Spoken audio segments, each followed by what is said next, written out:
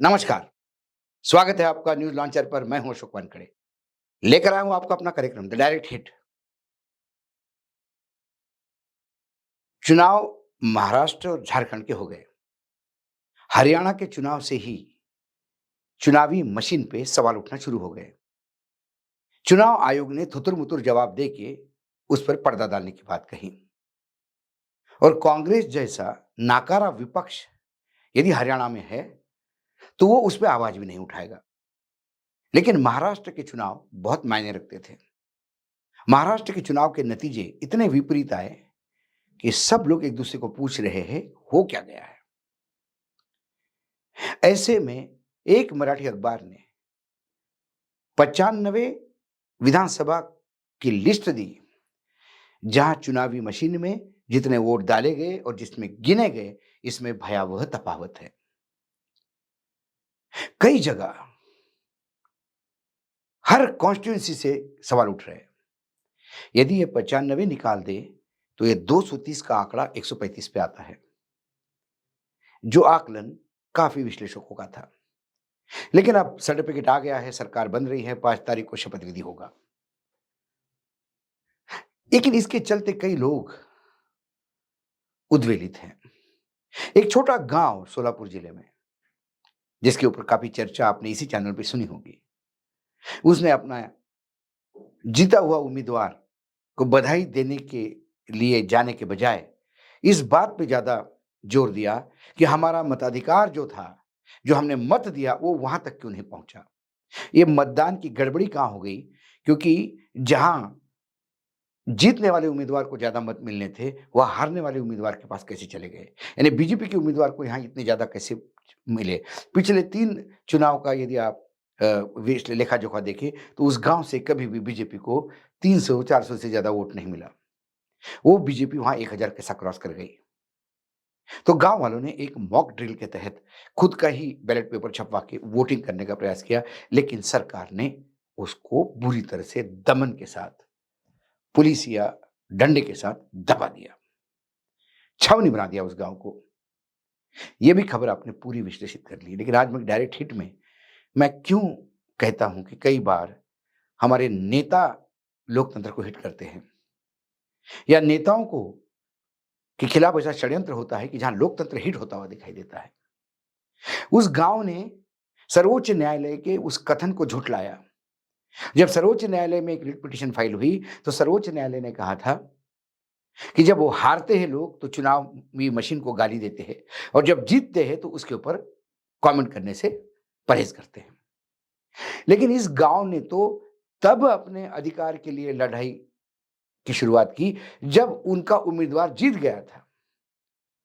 जीते हुए उम्मीदवार को बधाई देने के बजाय मेरा मत उस उम्मीदवार को क्यों नहीं गया, इसकी लड़ाई वो लड़ रहे थे। यह है लोकतंत्र की सही लड़ाई।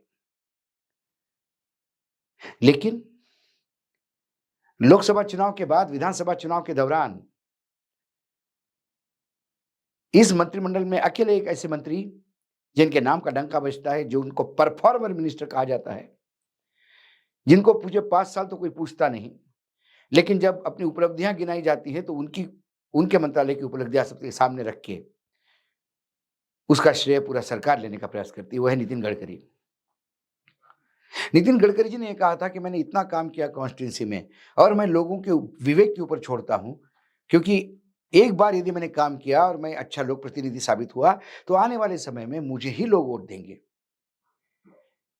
लेकिन नितिन गडकरी के लिए ये बात ही गलत साबित हुई। जब लोकसभा के चुनाव आए, तो नितिन गडकरी दिन रात पूरे परिवार के साथ लगे रहे और जीत गए। ऐसा लग रहा था कि शायद मुश्किल है उनकी जीत। पूरे विदर्भ में एक सीट है जो भाजपा जीती है, भले ही नितिन गडकरी के बलबूते पे। एक सीट अकोला की जीती है, जो अंबेडकर जी की कृपा से, प्रकाश अंबेडकर की कृपा से, और एक महायुति ने, यानी एनडीए गठबंधन ने बुल्ढाना में जीती है, वो शिवसेना की उद्धव ठाकरे की गलती से। एक जीत यदि विदर्भ के सारे सीटों में से है, तो वो नितिन गडकरी की है। नितिन गडकरी क्यों पूरे ताकत के साथ उतरना पड़ा? किसने षड्यंत्र रचा था नितिन गडकरी को हराने का? नितिन गडकरी ने विधानसभा चुनाव के दौरान एक पत्रकार को इंटरव्यू देते हुए कहा कि मेरे अपने लोकसभा चुनाव के दौरान मैंने पाया 3.5 लाख मतदाता का नाम मतदाता सूची में से नागपुर लोकसभा क्षेत्र से गायब कर दिया गया था और वो 3.5 लाख मतदाता मेरे अपने थे। जब नितिन गडकरी जी ने इसका ढूंढने का प्रयास किया तो पता पड़ा कि इसमें नागपुर वालों की कोई गलती नहीं, ये ऊपर से ही हुआ है। जब नितिन गडकरी जी ने देख लिया कि 3.5 लाख मेरे अपने मतदाता ही यदि गायब हो, तो फिर बाकी बचे हुए मतदाताओं से मतदान लेने के लिए मुझे प्रयास करना पड़ेगा और फिर वो पूरे परिवार के साथ रास्ते पे उतरा है। जब उनको पूछा गया कि कोई षड्यंत्र आपके खिलाफ, उन्होंने कहा कि मैं किस पे आरोप नहीं लगाता। लेकिन इतना मैं जानता हूं कि ये 3.5 लाख मतदाता मेरे अपने थे। यदि नितिन गडकरी के साथ जो सत्ता पक्ष के एक बड़े नेता हैं, यदि उनके साथ ये होता है, तो फिर बाकी लोगों के साथ क्या होता होगा, ये कल्पना भी नहीं की जा सकती। लेकिन नितिन गडकरी चुनाव जीतने के बाद चुप क्यों है? नितिन गडकरी को चाहिए एक अच्छे राजनीतिज्ञ होने के नाते इस बात को सवाल के रूप में उठाएं, इसकी तहकीकात में जाएं कि ये 3.5 लाख वोट किसने काटे थे। क्या नितिन गडकरी को घर पे बिठाने का कोई षड्यंत्र था? चर्चा तो बहुत थी कि नितिन गडकरी के खिलाफ जो लोग लड़ रहे हैं, उनको बहुत बुरी तरह से ताकत देने के लिए बीजेपी के कई लोग मदद कर रहे हैं। हालांकि विकास ठाकरे अपने आप में एक अच्छा फाइटर था। तो क्योंकि नितिन गडकरी शायद वर्तमान सत्ताधीशों के लिए चैलेंज हो सकते हैं। नितिन गडकरी अपने कार्य के प्रति लॉयल है और संघ के प्रति लॉयल है। उनके लिए संघ का ऑर्डर या अंतिम ऑर्डर है। तो उनकी संघ निष्ठा, उनके कार्य के प्रति समर्पण और उनकी बढ़ती हुई लोकप्रियता कहीं ग्रहण तो नहीं लगा रही थी ऊपर सत्ताधीशों को, जो उनको हराने का प्रयास किया गया था। क्या इस चुनाव में नितिन गडकरी कहीं हिट हो रहे थे या उनको हिट होने का करने का प्रयास किया गया था? क्या इस चुनाव में नितिन गडकरी ने तो अपने आप को बचा लिया, वो मंसूबे हिट हुए जो नितिन गडकरी को हराने चाहते थे। लेकिन क्या नितिन गडकरी का चुप्पी साधना ये लोकतंत्र के बड़े इंटरेस्ट को हिट नहीं करता? इसीलिए मैंने उस गांव की, सोलापुर जिले की उस छोटे गांव की जहां मात्र 2000 मतदाता है, उस गांव की कहानी के साथ इसलिए शुरुआत की क्योंकि पिछले 2 दिन से उस कहानी पे हम लगातार आपको अलग-अलग कार्यक्रमों में चर्चा करते आ रहे हैं। क्योंकि उस गांव वालों ने जीत मिलने के बाद भी उनके मताधिकार का हनन हुआ, इसलिए लड़ाई शुरू करने का प्रयास किया। वो है सही मायने में लोकतंत्र को जीवित रखने की जिविषा। उनके अंदर वो इंटरेस्ट था कि ना, हमारा उम्मीदवार भला ही जीत गया जिसके हम समर्थक हैं, लेकिन उसके जीत में मेरा मत क्यों नहीं गया, ये दुख है। मेरे मत चुनावी मशीन में डालने के बाद दूसरे के पास कैसा गया, ये मेरा क्रोध है। जिसको मैंने मेरा नुमाइंदा नहीं माना, उसके लिए मेरा वोट कैसा गया, ये मेरी व्यथा है। न्यायपालिका इस व्यथा को देखने को तैयार नहीं।